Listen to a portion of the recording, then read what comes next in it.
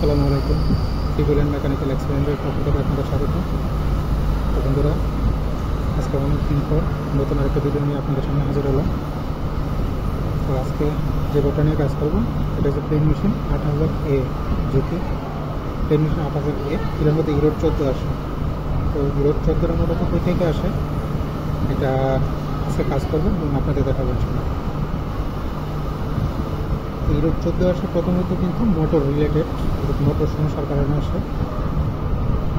প্রথমত আমরা যে কাজটা করবো, ইউরোড 14 আসলে মোটরের খুলি, মোটরের যে ইনভার্টারের যে কাভার আছে কাভারটা খুলে প্রথমে মোটর ইনভার্টার এবং ইনভার্টারটা পরিষ্কার করবো। যদি ময়লা না থাকে তো ওকে, আর থাকলে পরিষ্কার করে দেবে। অনেক সময় হয় কি মোটরের মধ্যে ময়লা থাকলে ইউরোড 14 মারবে।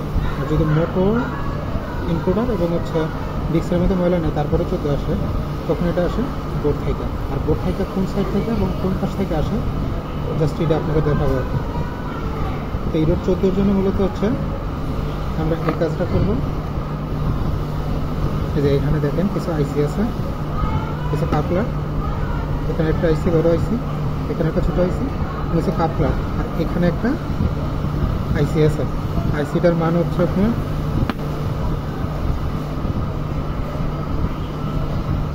F30। এই যে আইসিটা, এই একটা আইসি। এখানে আশেপাশে যে রেজিস্ট্যান্সগুলো আছে সবগুলো মেপে দিবেন। আর দ্বিতীয়ত আপনার এই আইসিটা চেঞ্জ করে দেবেন। আশা করি ইনশাল্লাহ ঠিক হয়ে যাবে। অর্থাৎ এই আইসিটা চেঞ্জ করবেন আর এই রেজিস্ট্যান্সগুলো চেঞ্জ করে দেবেন, চেক করে দেবেন রেজিস্ট্যান্সগুলো ঠিক আছে কিনা। এই সাইডটা একটু ভালোভাবে আপনারা মেপে দেবেন, আশা করি ইনশাল্লাহ হয়ে যাবে। তো যারা এখনো চ্যানেলটিকে সাবস্ক্রাইব করেন তারা চ্যানেলটিকে সাবস্ক্রাইব করে পাশে থাকবেন আর বেল আইকনটা চাপিয়ে দেবেন যাতে করে নতুন ভিডিওগুলো সবার আগে আপনারা পেতে পারেন। তো আজকের মতো এখানে ইনশাল্লাহ পরবর্তীতে কোনো ভিডিওতে দেখা হবে।